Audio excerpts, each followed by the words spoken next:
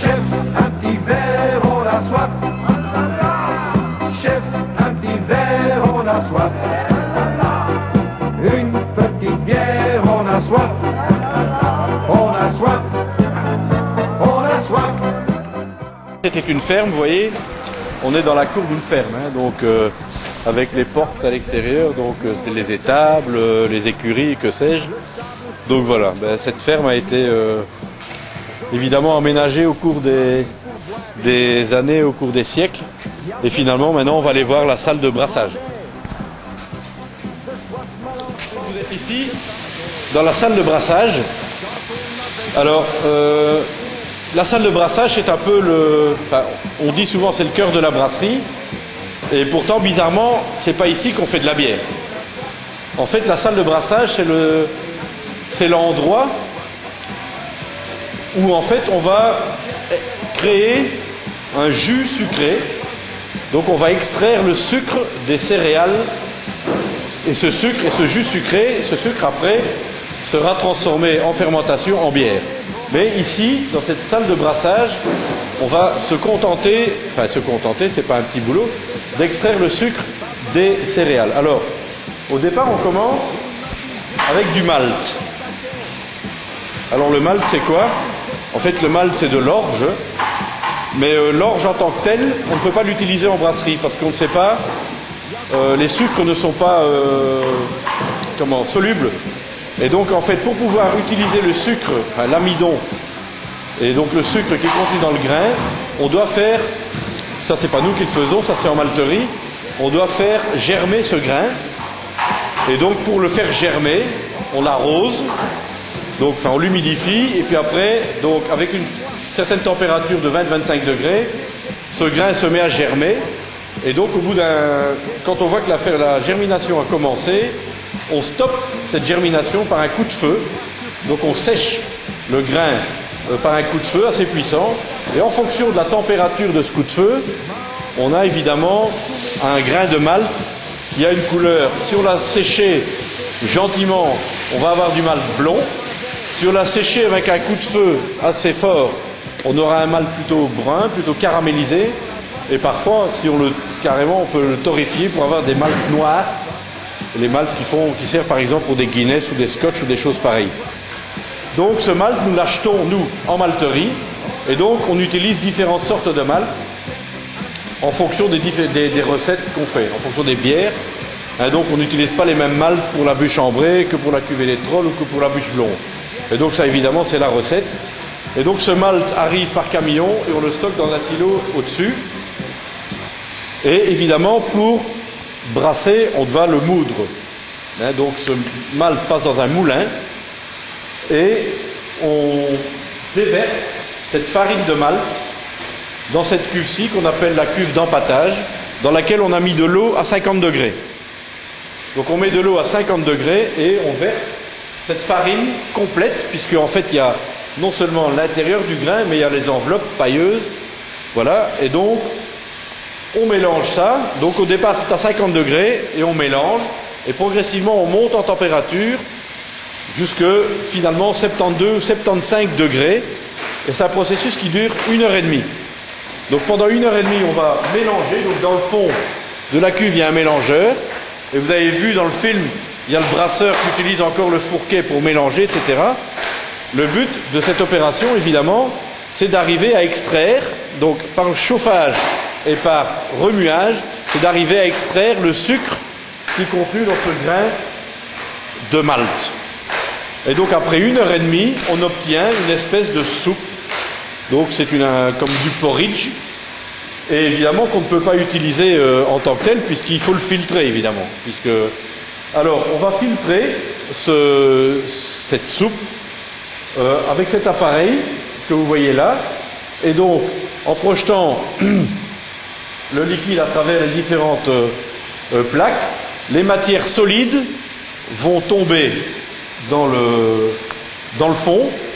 Les matières solides, on les appelle des drèches. Donc ce sont des déchets de brasserie dont on ne sait plus rien faire, mais qu'on revend à des fermiers comme aliment pour le bétail. Donc c'est un très bon aliment pour le bétail, paraît-il. Et nous, en tout cas, ça nous débarrasse et ça fait un déchet à gérer en moins. Donc les drêches sont parties chez le fermier et nous récupérons le jus, le liquide, qu'on appelle du mou. Ça s'appelle du mou. Donc en fait, c'est un sucre d'origine végétale. Et ce mou, pour vous donner une idée de ce que c'est, je ne sais pas si vous avez déjà goûté de l'ovomaltine, ben, ça ressemble un peu à de l'ovomaltine. Donc c'est un jus sucré avec le jus de la céréale, avec le sucre de la céréale. Donc ce jus sucré qu'on appelle le mou, on va le transférer dans cette cuve ici, qu'on appelle la cuve d'ébullition. Et on va le mettre à bouillir. Alors on va le mettre à bouillir, pourquoi? D'une part pour le stériliser, parce qu'il faut que le mélange final soit quand même stérile.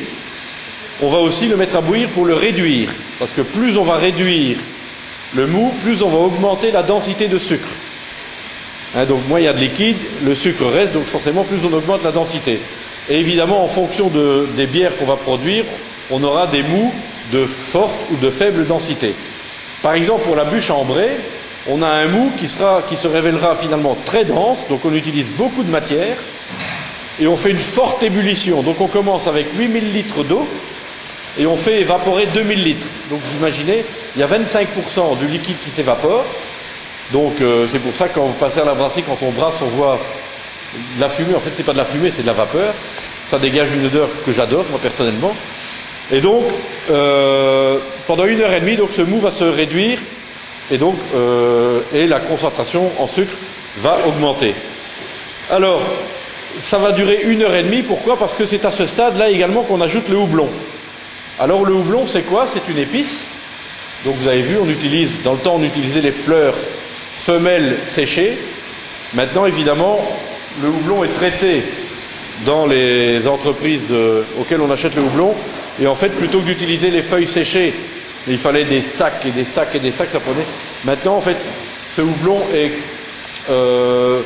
compressé pour former des granulats de houblon. Et donc, le houblon est ajouté à la cuve et globalement, on a besoin d'1h15 à peu près pour que le houblon se dilue complètement dans le mou. C'est pour ça que cette ébullition dure 1h30. Donc, on ajoute le houblon. Alors le houblon, qu'est-ce qu'il fait? Ben, le houblon, tout d'abord, il va donner une amertume à la bière, donc, enfin, au mou, parce que c'est pas encore de la bière. Le mou, c'est sucré et on a besoin d'équilibrer ce goût de sucre avec quelque chose d'amer. Donc c'est ce qui donne un peu la spécificité de la bière. Mais le houblon a aussi une vertu complémentaire, c'est que c'est un bon agent conservateur. Donc le houblon permet aussi de mieux conserver les bières. Et d'ailleurs, j'ai lu il n'y a pas longtemps un article où en fait on avait découvert des bières qui étaient destinées à la lointaine exportation dans le temps. Et c'était des bières donc, qui étaient transportées sur des bateaux. Et en fait, c'était des bières qui étaient très fortement houblonnées, justement pour permettre une conservation meilleure. Donc, à ce stade, on ajoute le houblon. Et pour la cuvée des trolls, par exemple, bon, pour les autres bières, c'est à ce stade-là qu'on ajoute les épices, parce qu'il y a des bières où on ajoute des épices. Pour la cuvée des trolls, on ajoute des écorces d'orange séchées. Donc, voilà. Donc l'ébullition, au bout d'1h30 d'ébullition, qu'est-ce qu'on a comme résultat? On a un mou, donc un liquide qui est sucré, qui est houblonné et éventuellement qui est épicé. Et surtout qui est à 100 degrés. Voilà. Ça c'est et qui est stérilisé. Donc ça c'est le résultat, le produit fini de la salle de brassage. C'est un mou, donc c'est un liquide sucré, houblonné, épicé. Et à 100 degrés. Et donc avec ce mou, on n'a toujours pas de la bière. Et donc pour que ça devienne de la bière, il faut faire fermenter ce mou. Et c'est ce qu'on va aller voir dans la salle de fermentation. Notre liquide, notre mou à 100 degrés, on va d'abord devoir le refroidir, hein, évidemment, parce que 100 degrés c'est trop élevé. Et donc, dans un appareil qui est situé de l'autre côté, on va le refroidir à peu près 20 degrés. Et après, une fois qu'il est refroidi à 20 degrés, on va le placer dans une de ces 4 grandes cuves ici, que vous voyez ici, en avant. Donc on place le mou dans ces cuves et on y ajoute la levure. Vous avez vu dans le film, donc la levure, c'est notre propre levure qu'on entretient. et qu'on cultive. Et donc nous ajoutons notre levure, qui est une levure maison. Ça c'est une spécificité évidemment de notre brasserie, c'est notre propre souche de levure. Et donc nous sommes les seuls à avoir ce type de levure. Donc, et ça crée aussi l'originalité des bières. Donc chaque brasserie a sa propre souche de levure.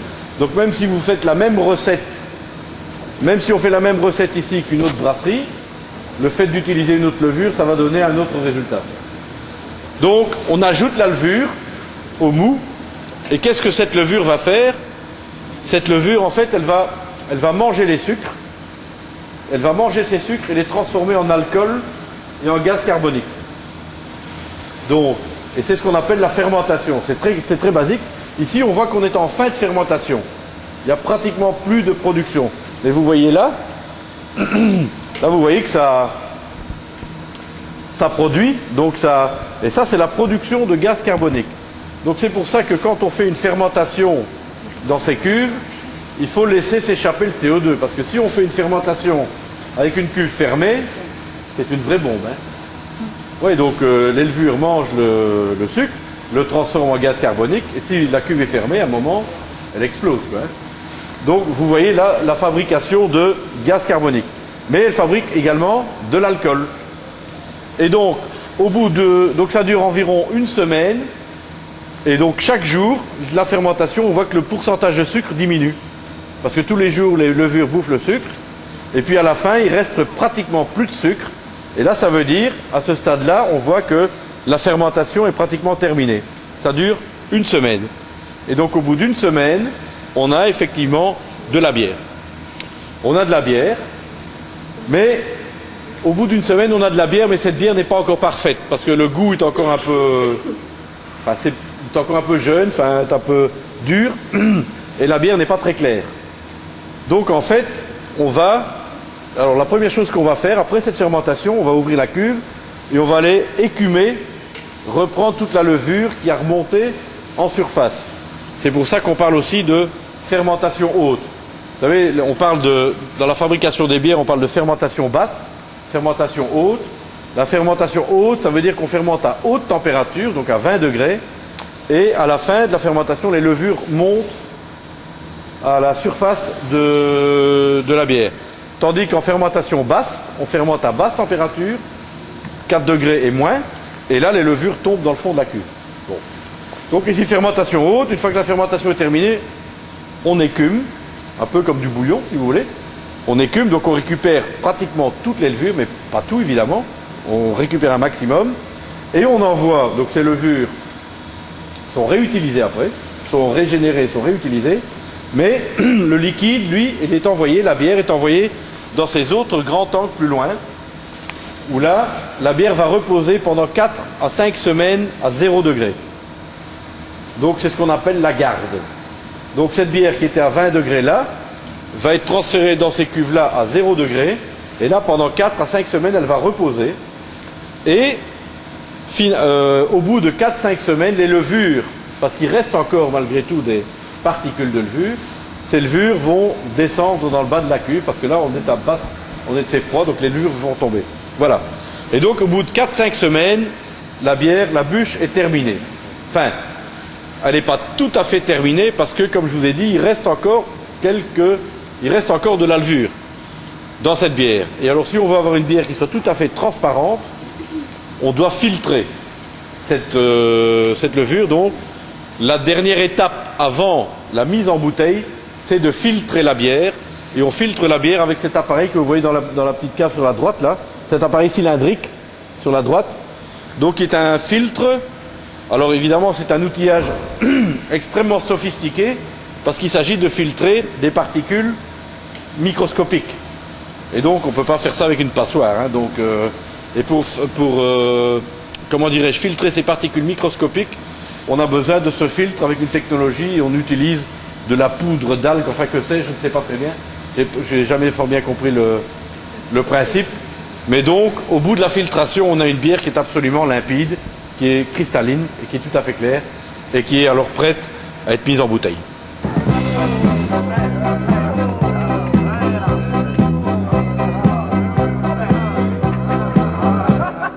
Chef, un petit verre, on a soif. Chef, a soif.